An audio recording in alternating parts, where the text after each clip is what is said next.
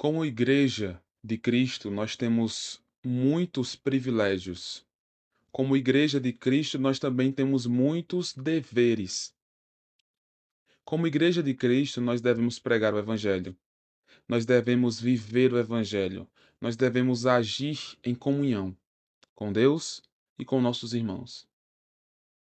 O apóstolo Paulo fala acerca dessa comunhão. E o apóstolo Paulo fala acerca de que nós devemos cumprir o propósito da igreja nessa terra. Perceba Efésios capítulo 3, versículo 9 e versículo 10.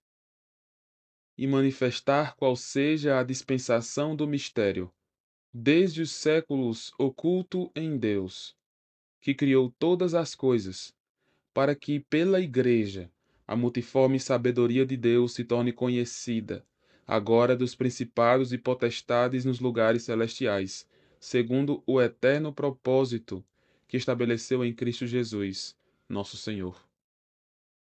Aqui nós percebemos que a Igreja tem como oportunidade e privilégio espalhar a sabedoria de Deus por este mundo. Você percebe que o mundo está cada vez pior. As pessoas estão cometendo cada vez mais pecados e distantes de Deus, sem pensar no Senhor, sem pensar na vida eterna.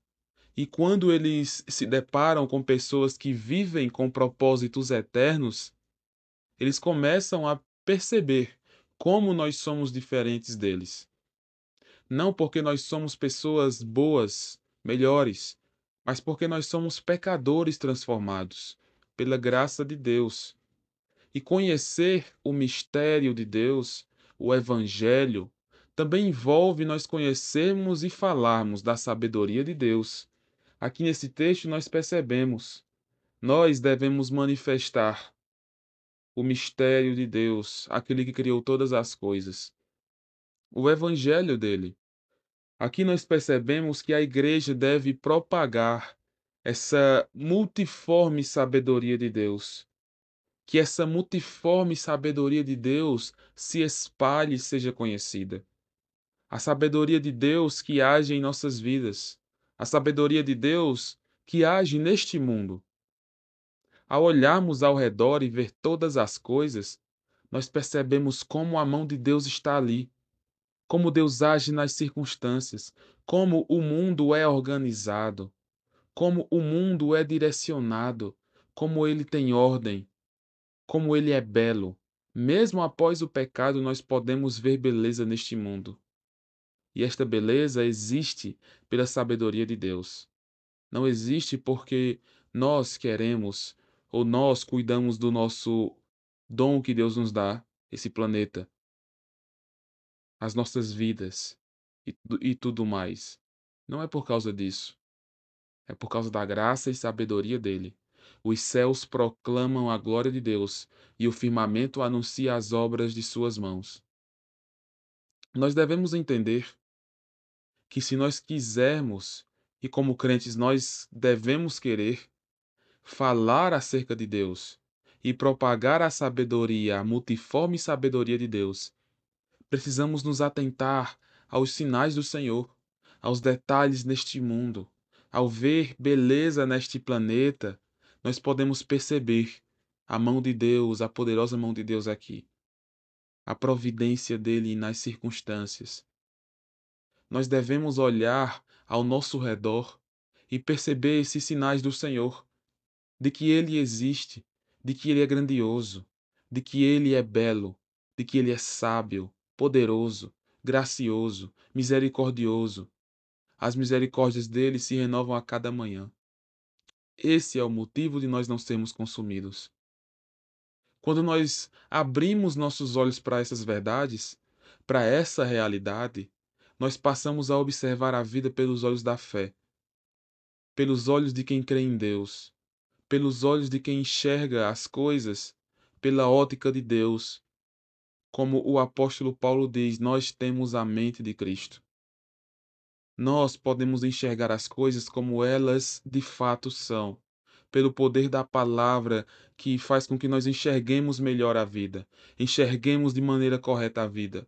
Em meio à escuridão, a luz da palavra alumia nosso caminho, clareia nosso caminho, e nós podemos viver para a honra e glória de Deus.